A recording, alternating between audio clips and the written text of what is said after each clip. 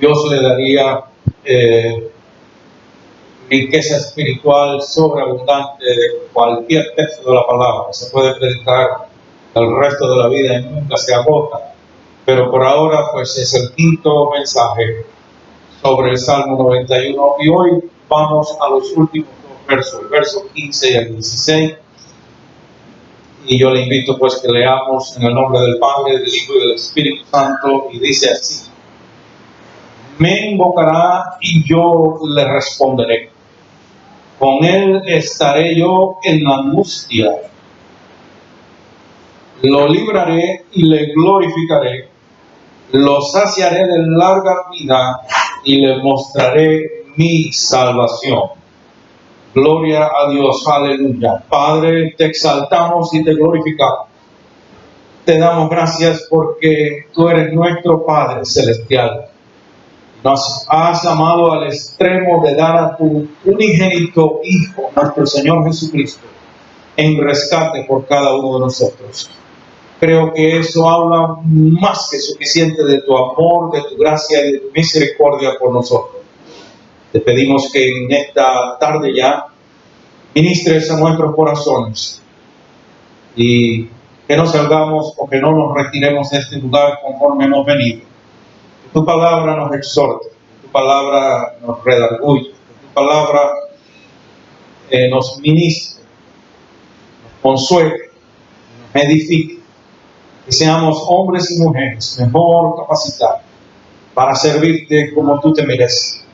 Por Jesucristo te pedimos estas cosas. Te damos gracias, Padre. Amén. Puede tomar asiento, amado hermano. Bueno, pues, el domingo pasado, aunque no nos reunimos aquí, pero los que han seguido a través de las redes sociales, llegamos a un verso 14. El domingo pasado compartimos un mensaje sobre el verso 14. Y en el verso 14 de este salmo maravilloso, el Salmo 91, allí nos encontramos con la majestuosa voz de Dios, confirmando, sellando, cumpliendo, anunciando su fidelidad sobre todas las promesas hechas a cualquier persona, hombre o mujer, que ponga en él su amor, como dice el verso 14. Voy a leer el verso 14 para que sepa exactamente lo que estoy hablando. Por cuanto en mí ha puesto su amor, yo también lo libraré. Le pondré en alto por cuanto ha conocido mi nombre. Y bueno, entramos ahora a estos dos versos y yo me atrevo a afirmar que las palabras que con ayuda del Espíritu Santo vamos a escudriñar en este tiempo cubren todo lo concerniente a la necesidad humana, a toda la necesidad humana. Preste atención y usted va a ver por qué lo digo.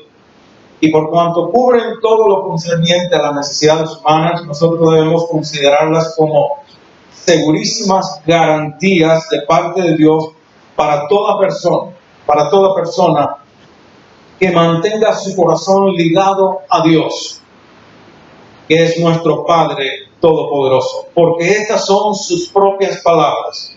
Usted debe saber que estas son las palabras de Dios, y la palabra de Dios siempre es verdad.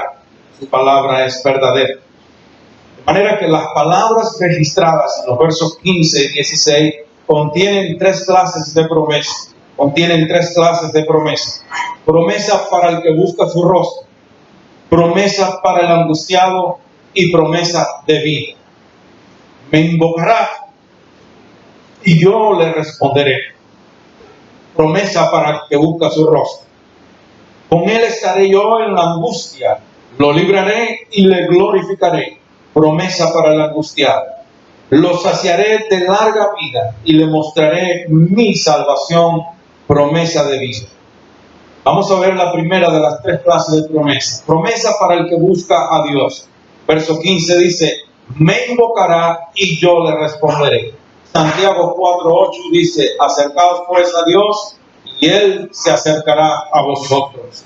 De manera que hay un clamor inclusive de parte de Dios, tanto en el Antiguo como en el Nuevo Testamento. Él quiere esa intimidad con usted. Él quiere esa intimidad conmigo.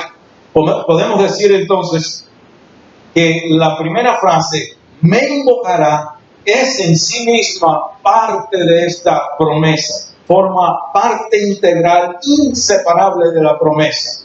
Esto no es simplemente una forma del hebreo para expresar, por ejemplo, diríamos, una suposición, que Dios estuviera diciendo, si me busca, me dejaré encontrar. Tampoco es un mandamiento donde dice, búscame y me encontrarás. No, Señor, sino que me invocará, es en sí misma parte de la bendición.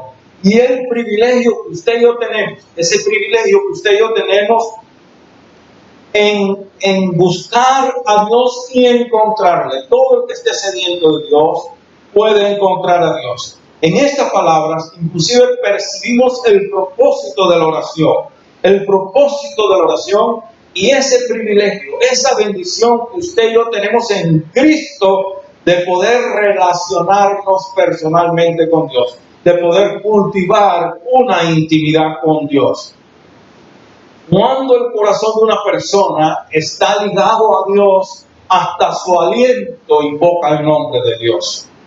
Y experimenta, hermanos, escuchen bien esto, experimentamos no el hábito de la oración, escuchen bien, no el hábito de la oración, sino la necesidad de la oración. Hay una gran diferencia entre tener un hábito de orar a sentir la necesidad de orar, la necesidad de buscar su rostro, de buscar su presencia. Es decir, de tener esa comunión con aquel que ama nuestra alma, porque Dios ama su alma. De manera que la frase me invocará es propia del corazón que ama a Dios, del corazón que anhela a Dios, del corazón que conoce a Dios. Y es descrita ahí en ese verso 14. Este es, pues, como dije, el quinto mensaje que comparto con ustedes sobre el Salmo 91.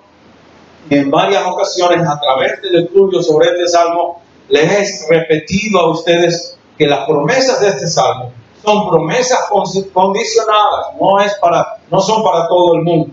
Las promesas del Salmo 91 son para la mujer o el hombre que vacía su amor en Dios, que pone su amor en Dios y por cuanto ha puesto su amor en Dios, conoce a Dios porque le gusta en espíritu y en verdad. Entonces, si las promesas del Salmo 91 son de esa persona que ama a Dios y que conoce a Dios, nosotros pudiéramos decir que de acuerdo a las palabras del verso 14 y las palabras del verso 15, Dios pudiera estar diciendo, por ejemplo, esto es yo imaginando aquí, o usando la imaginación, Dios pudiera decir de nosotros, de usted, de mí, por cuanto él o ella en mí ha puesto su amor, yo también lo libraré.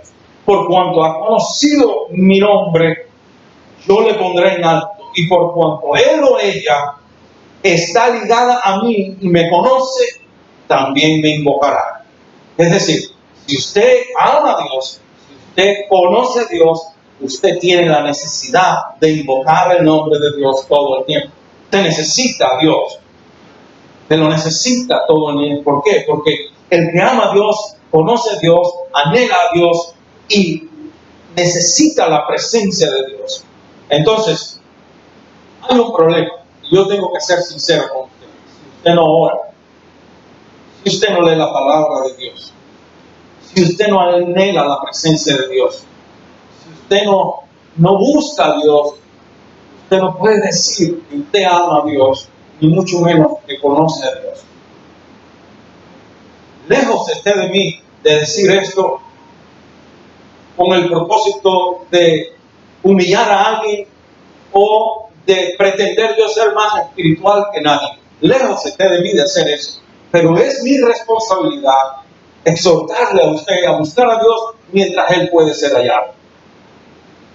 Nosotros nos congregamos en la iglesia para exhortarnos los unos a los otros a buscar de Dios, a mantener la fe en alto, a cuidar la doctrina. Es decir, para eso nos congregamos.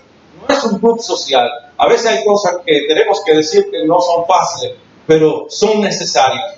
Y yo le exhorto a usted, si usted no busca a Dios, si usted no anhela conocer a Dios personalmente como Él desea ser conocido, hay tiempo, está a tiempo. Comience a buscar a Dios. Mantenga una conversación mental con Dios, porque se puede, donde quiera que usted ande, caminando, haciendo lo que usted esté haciendo, mantenga su mente ocupada en las cosas de Dios, en el nombre de Dios, en las promesas de Dios, en todo lo que usted mucho o poco conozca de la palabra de Dios. Medite en esas cosas, mantenga su mente ocupada en las cosas de Dios. Me invocará, dice.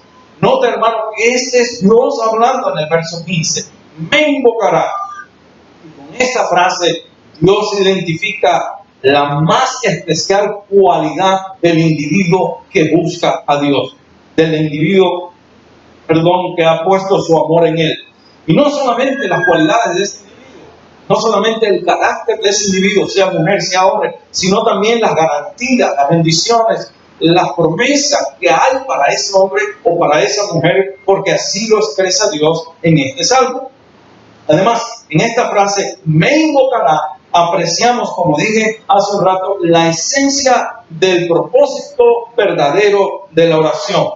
Es decir, da la impresión de referirse exclusivamente a la necesidad o al acto de buscar a Dios. Amén. Al acto de buscar a Él por quien Él es.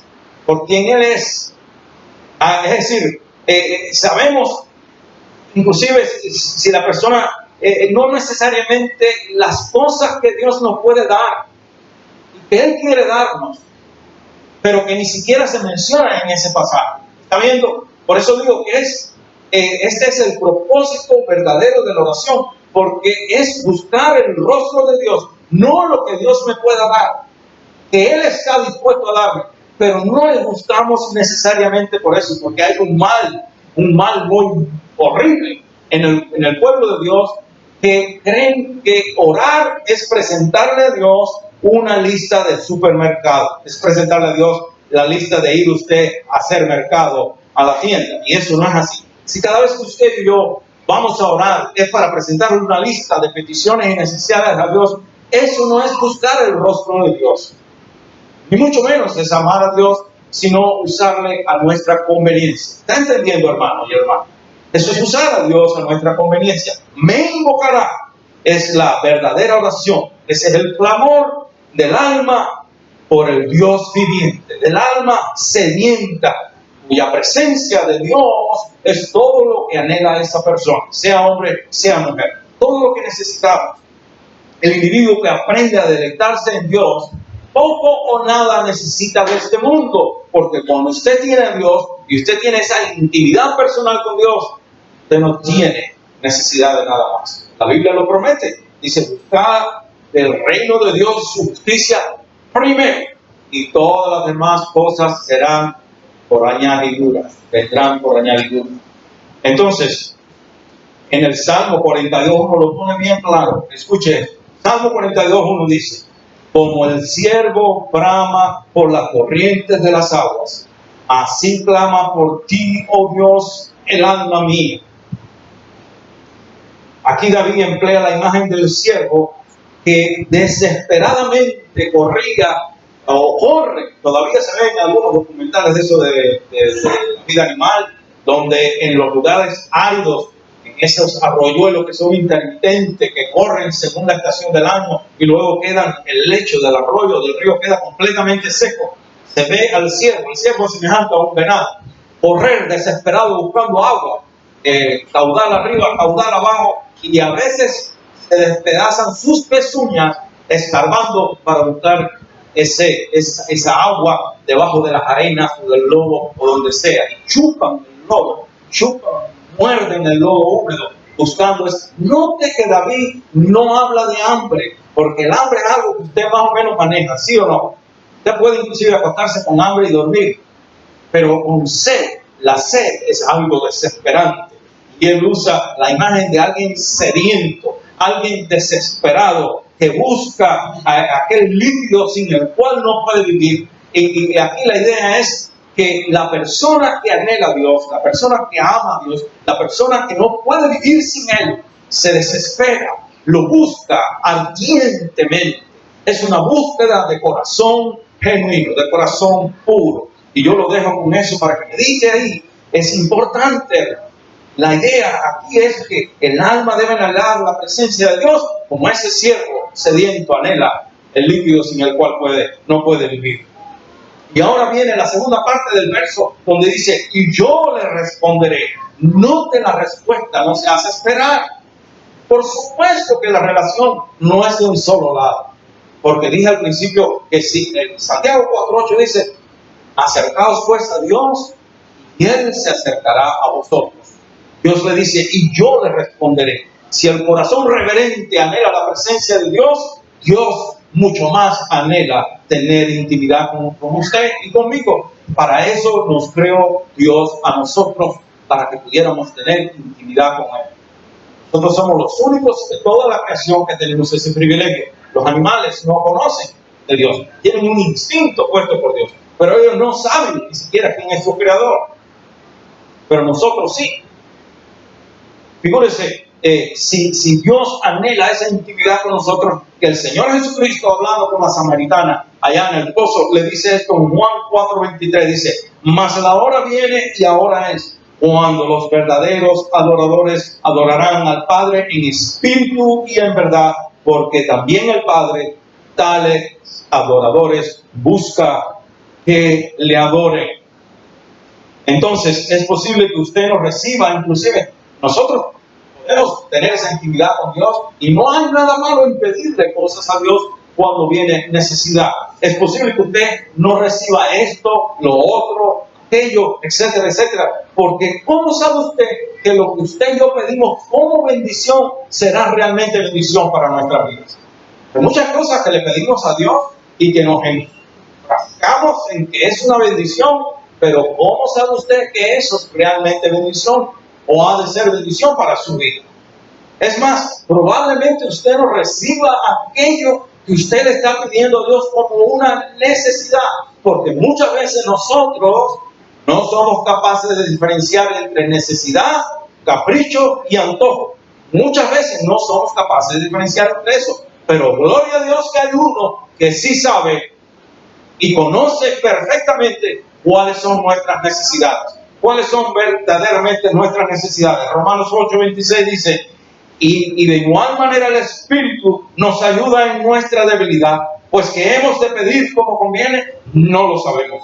Pero el Espíritu mismo intercede por nosotros con gemidos indecibles, mas el que escudriña los corazones sabe cuál es la intención del Espíritu, porque conforme a la voluntad de Dios intercede por nosotros. ¿Sabe usted? Ahí estriba la gran importancia de tener una intimidad personal con Dios. Cuando usted tiene esa intimidad personal con su mejor amigo aquí en la tierra, que es el Espíritu Santo, Él intercede por usted desde aquí. Y el Hijo que está sentado a la diestra del Padre intercede por nosotros allá. De manera que nuestras oraciones, por inefectivas que parezcan, se hacen efectivas cuando el Espíritu Santo las toma y luego las pasa al Hijo y el Hijo al Padre. La llevan el poder de dos personas de la Trinidad, al Padre que nos ama. Entonces, pero vuelvo a decir, si cada petición predomina el clamor de un corazón sediento, téngalo por seguro que Dios siempre va a contestar. Dios concede esas peticiones. Hay peticiones secundarias que no tiene por qué concederlas. Pero lo más importante en este texto es, me invocará. Y para esa parte de la oración hay una respuesta segura. Y yo le responderé. Dios siempre le va a responder a usted cuando usted lo busca por quien Él es. No por los panes y los peces que Él le pueda dar. Mucho se enseña hoy día. Inclusive se tratan de enseñar tipos de oraciones. Hay oraciones que dicen que, hay gente que dice que te van a dar la clave de cómo abrir el tesoro de los cielos. El único que tiene la llave del tesoro de los cielos se llama Jesucristo. Y entonces confunden a muchos cristianos y inclusive hay muchos cristianos frustrados porque se les enseña que si no son bendecidos materialmente es que no saben cómo pedirle a Dios, no saben cómo relacionarse con Dios. Mas yo le digo a usted aquí que la mejor relación que usted puede cultivar, desarrollar con Dios es esa intimidad personal, que usted le busque por quien Él es, su Padre Celestial. Esa es lo más importante. Yo le responderé. Y en segundo lugar, vamos a la promesa para el angustiado. Con Él estaré yo en la angustia, lo libraré y le glorificaré. En estas palabras, usted puede observar tres declaraciones estrechamente relacionadas aquí. Yo estaré con Él en el problema. Yo le libraré del problema y yo le glorificaré en el problema. Es decir, su presencia en el problema, su victoria sobre el problema y su capacidad de usar el problema, inclusive de usar el problema para su crecimiento espiritual, para su crecimiento de fe y de confianza y de dependencia en Dios. Para cualquier mujer, para cualquier hombre que deposite su amor en Dios. Yo estaré con Él en el problema. La promesa aquí no depende de la magnitud del problema. Y eso es algo maravilloso. Porque ahí no dice de un gran problema, de una gran adversidad, de asuntos de vida o muerte. No dice de problema, de cualquier adversidad que se nos presente en el camino. Es decir, sea grande, sea pequeño, el Señor está ahí, cada vez más cerca de usted, para mostrar su simpatía, para mostrar su amor y para demostrar su poder y su capacidad de resolver nuestros problemas. Sea el zumbido de un mosquito o sea el zumbido de un enjambre de abejas asesinas. No importa cuál sea mi problema o su problema, Dios está ahí con nosotros para ayudarnos. Miren lo que dice aquí en Isaías 26:3. Dice: tú guardarás en completa paz aquel cuyo pensamiento en ti persevera, porque en ti ha confiado. Yo no tengo tiempo para comentar mucho sobre esto, pero en 30 segundos, note que hay unas condiciones también unas condiciones tremendas en este verso. Dice: tú guardarás en completa paz aquel cuyo pensamiento en ti persevera. ¿Pero por qué persevera ese pensamiento en Dios? Porque en ti ha confiado.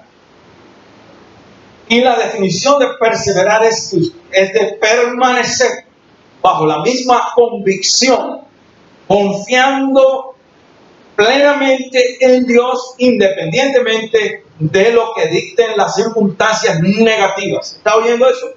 Perseverar es permanecer confiando en Dios, independientemente de lo que dicten o el mensaje negativo que yo reciba de lo que me rodea. No importa lo que sea, usted permanece confiando en Él. Y ahora viene la segunda declaración: yo le libraré del problema. La palabra libraré aquí, debo aclarar, es traducida de una palabra del hebreo que transmite la idea de levantar, sacar o rescatar de fosa o de pozo profundo.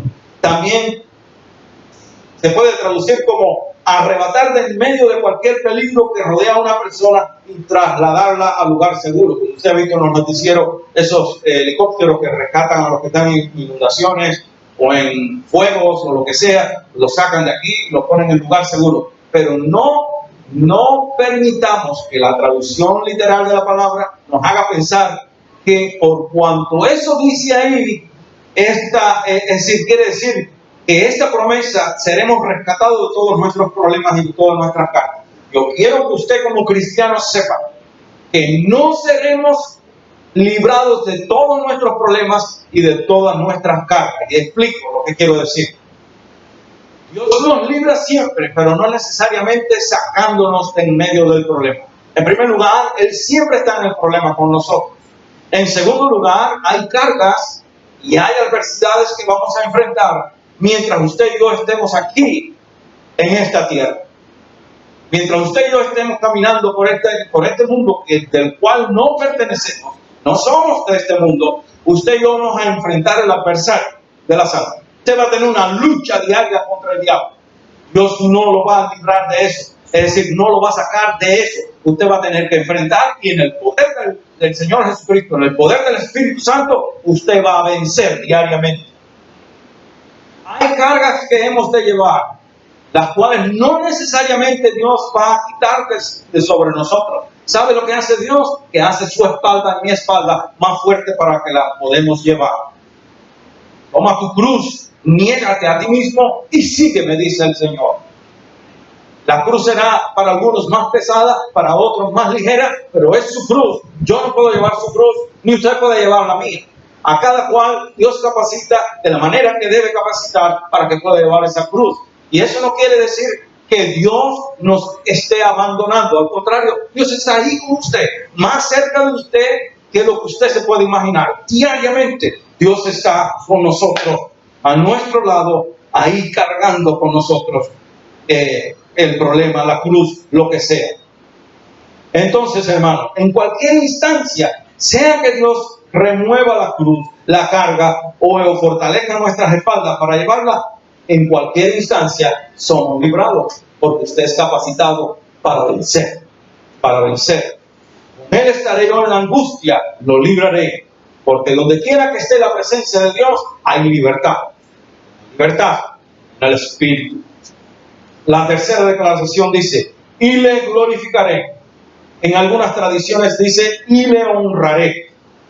¿No es acaso el propósito de muchas de nuestras adversidades, de muchos de los problemas que nosotros enfrentamos? ¿No es acaso el propósito de esos problemas, de esas adversidades, de esos sufrimientos inclusive, hacernos más semejantes a Cristo? ¿Y podrá usted aspirar a una honra mayor que ser hecho semejante a Cristo? De ninguna manera. No hay honra más gloriosa que esa en la tierra que ser hechos semejantes a Cristo. Romanos 8, 17 y 18 dice, y si hijos, también herederos, herederos de Dios y coherederos con Cristo, si es que padecemos juntamente con Él. Vamos a hacer una pausa ahí, rápido.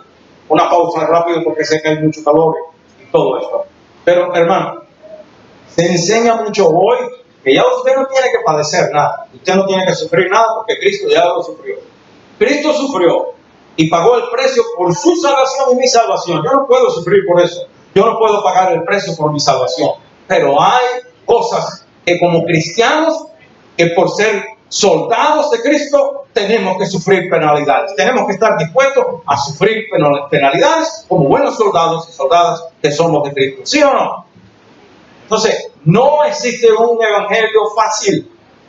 Servir a Cristo no es un paseo en el parque.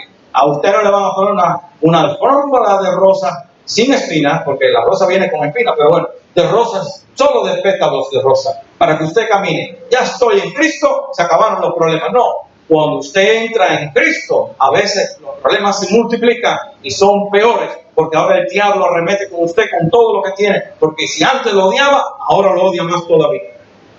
Pero gloria a Dios, que más poderoso es el que está en nosotros que el que está en el mundo. Nunca se le olvide eso. Porque Cristo mora en usted. Entonces, nos quedamos en esa que dice, si es que padecemos juntamente con Él. Claro que sí. Para que juntamente con Él seamos glorificados. Pues tengo, dice el verso 18, tengo por cierto que las aflicciones del tiempo presente no son comparables con la gloria venidera que en nosotros ha de manifestarse. Y escuche lo que dice el verso 28 y 29 de ese mismo capítulo. Y sabemos que a los que aman a Dios, todas las cosas, ¿cuáles cosas? Las buenas y las malas. Todas las cosas les ayudan a bien. Esto es, a los que conforme a su propósito son llamados. Porque a los que antes conoció, también los predestinó para que fuesen hechos conformes a la imagen de su Hijo, para que Él sea el primogénito entre muchos hermanos. Según estos versos, hermanos, las aflicciones del tiempo presente tienen un propósito, el propósito de una preparación para la participación de la gloria venidera. Cuando usted agarra un cuchillo embotado o un machete embotado y lo pone sobre la piedra de afilar, ¿qué sucede? Lo primero que empieza a salir son unas chispas que son el metal, la parte que no hace falta ahí, lo que sobra para poder darle el ángulo de corte. Pero después que usted, para darle ese ángulo de corte y afilar bien ese cuchillo, ese machete, usted tiene que presionarlo con fuerza y es expuesto al calor, a la fricción, a la fuerza y al efecto devastador de esa piedra de afilar. Pero en poco tiempo usted comienza a ver que la hoja comienza a brillar. Y ese proceso de esa presión y de ese calor y de esa fricción hace que la hoja tome el aspecto de un espejo. ¿No será que los propósitos de las pruebas, de las adversidades, de las experiencias que nosotros no queremos enfrentar en esta tierra, Dios las usa para hacernos brillar luego con la gloria de Cristo? Ese es el propósito, hermano. Y en tercer lugar y último lugar, tenemos la promesa de vida. El verso 16 dice: los saciaré de larga vida y le mostraré mi salvación. Los saciaré de larga vida. Si no somos cuidadosos, cualquiera pudiera pensar que la promesa está limitada a muchos años de vida. Pero la largura de vida en sí misma no es solamente bendición. Usted sabe que hay muchos ancianitos que dilatan años y años y años. No necesariamente son años muy placenteros, que digamos, que sufren diferente, inclusive sufren el abuso de su propia familia. Ese es el mayor dolor que una persona puede experimentar. Que te abuse un extraño, pues bueno, eso lo podemos esperar. Que te abuse tu propio hijo, tu nieto, o un sobrino, eso es horrible. Entonces, la largura de años de vida no es lo que está hablando aquí solamente. Es decir, los saciaré incluye mucho más que la prolongación física de la vida. Y eso lo podemos comprobar con la idea contenida en las promesas del Antiguo Testamento. Es decir, está registrada ahí de la experiencia de aquellos del Antiguo Testamento, de los cuales la Escritura dice: y durmieron llenos de día. Eso no quiere decir meramente que vivieron, es decir, muchísimos años, sino que cualquiera que fuera el número de años que ellos vivieron, lo vivieron en ese contentamiento. Mire, la mayor bendición que tiene un ser humano es esa virtud del contentamiento. Una cosa es ser conformista y otra cosa es decir, conformarse, y otra cosa es estar contento. El individuo conformista lo mismo le da que la casa le caiga arriba como que no le caiga arriba. El techo se lo hunde encima y no hace nada. Usted debe buscar, pues mejorar. Obviamente que sí. Por eso luchamos, por eso empujamos a nuestros hijos que estudien. Si yo puedo tener un mejor empleo del que tengo, pues obviamente me muevo. Y gloria a Dios por este país, usted puede hacer eso aquí. Hay países que usted no se puede cambiar de empleo.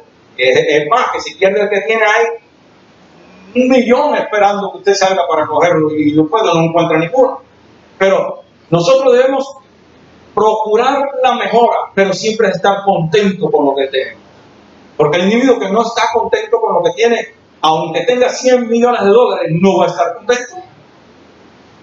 Le va a estar picando el 101 millón que tiene, loco. Pero cuando nosotros estamos llenos de Cristo, tenga usted 1 millón de dólares en el bolsillo o 1 centavo en el bolsillo, usted está contento y a usted no le va a faltar nada, porque Cristo suple todas nuestras necesidades. Entonces aquí vemos que el individuo del cual la Escritura dice que durmieron llenos de día es aquel individuo que vivió contento y en una plena comunión con Dios. Y obviamente, según los propósitos de Dios, él vivió para Dios. Y cuando le tocó partir, esos individuos se fueron sin remordimiento. Cuando ellos miraron hacia atrás, a lo largo de su camino, vieron siempre la gracia y la misericordia con ellos. Lo peor que hay para Dios son con nosotros, hijos que no hacen otra cosa que quejarse delante de él. ¿Cómo se sentiría usted, un padre o una madre esforzada, que busca lo mejor para sus hijos diariamente, y escuchar que los hijos sean malagradecidos, que siempre se esté quejando y diciendo que usted no hace nada por ellos? Si usted se desvela por ellos, si usted se quiebra el lomo trabajando por ellos, ¿cómo se sentiría usted? ¿Cómo se siente Dios si nosotros solo abrimos la boca para quejarnos contra él? Entonces, estos individuos de lo que habla aquí la Escritura son aquellos que cuando les tocó partir, miraron hacia atrás y siempre vieron la mano de Dios bendiciéndoles, guardándoles, protegiéndoles, y no hicieron, aunque hubiesen podido vivir ni un minuto más, porque lo que vivieron, lo vivieron a plenitud en el contentamiento de esa íntima relación personal con Dios. Eso es lo que yo quiero que usted se lleve para su casa, buscar la intimidad con Dios. Todo lo demás es basura.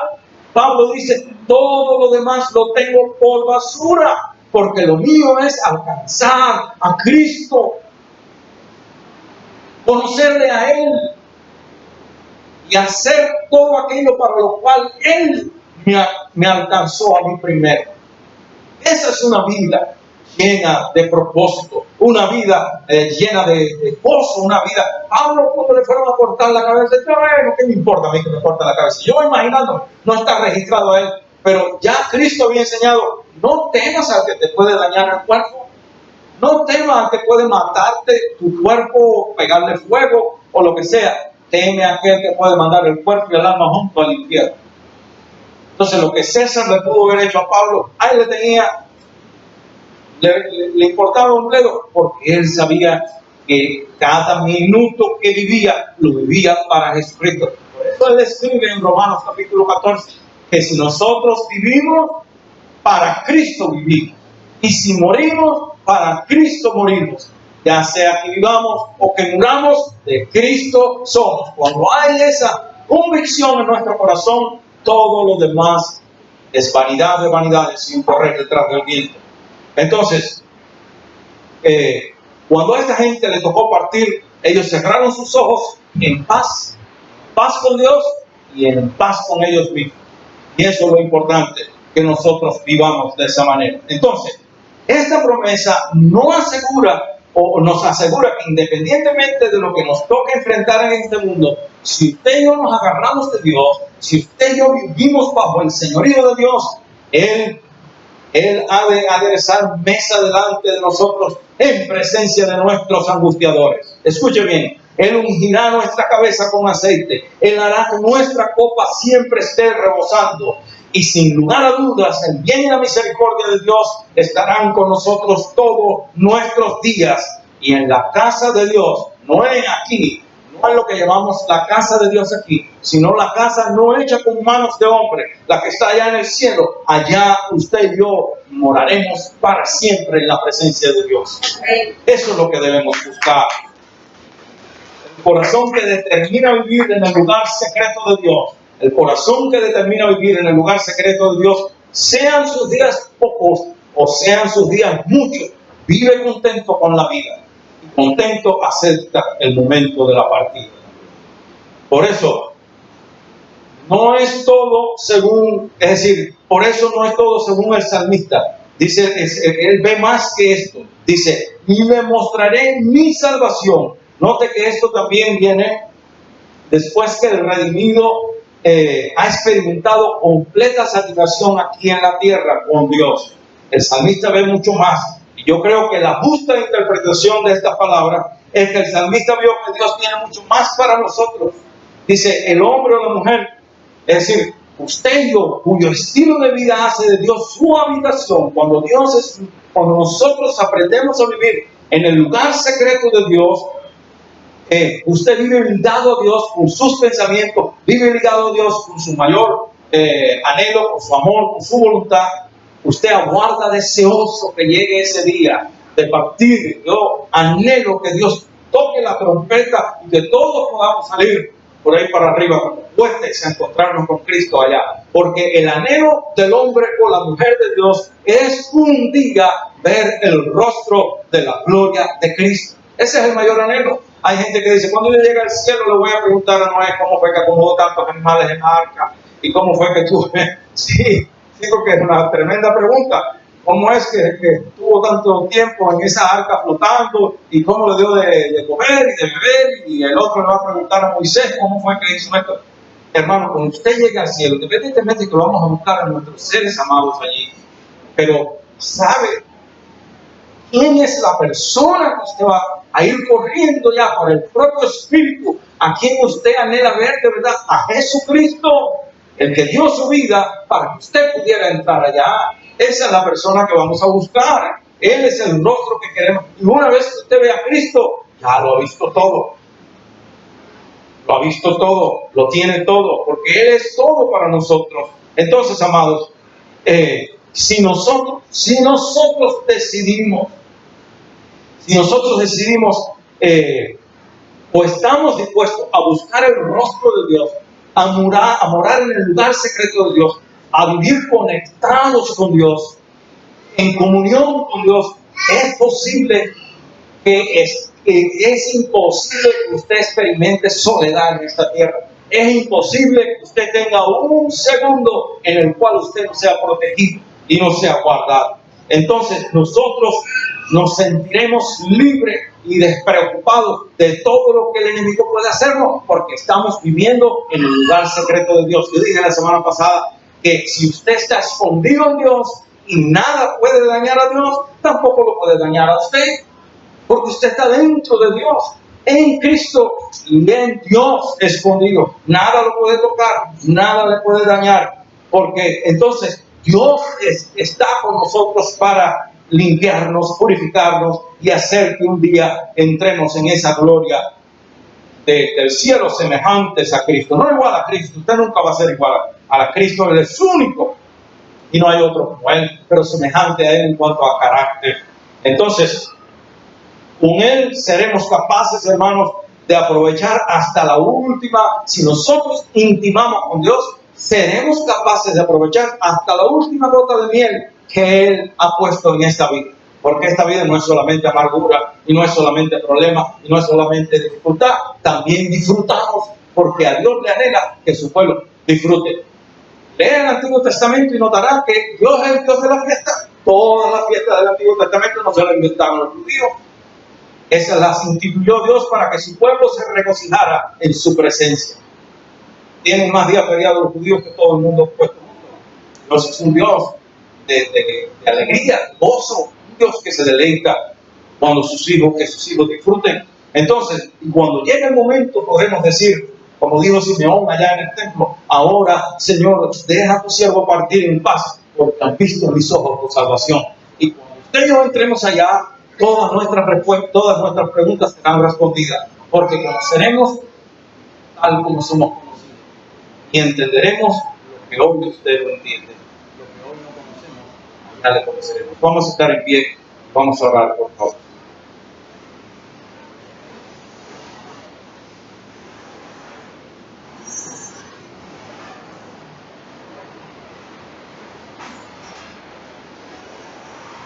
Señor amantísimo Padre, te damos gracias en esta mañana por tu palabra. Te pedimos que sellemos esta palabra en nuestro corazón y que determinamos en este día de hoy buscar tu rostro en espíritu y en verdad. Que la iglesia, los hombres, las mujeres y aún los jóvenes que estamos aquí hoy, que determinemos buscar tu rostro en espíritu y en verdad. Hermano, ahí donde usted está de pie o sentado, si usted quiere buscar a Dios en espíritu y en verdad, levante su mano al cielo y dígale: Señor, yo quiero buscarte en espíritu y en verdad.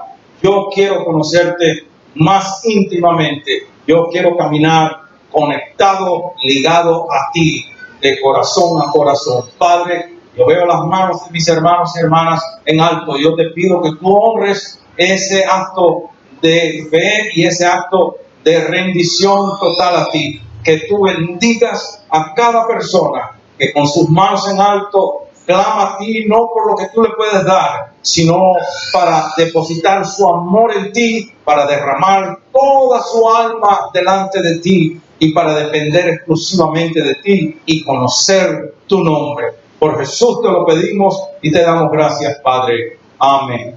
Amén. Antes que nos movamos de donde estamos, hermanos, yo no sé qué más instrucciones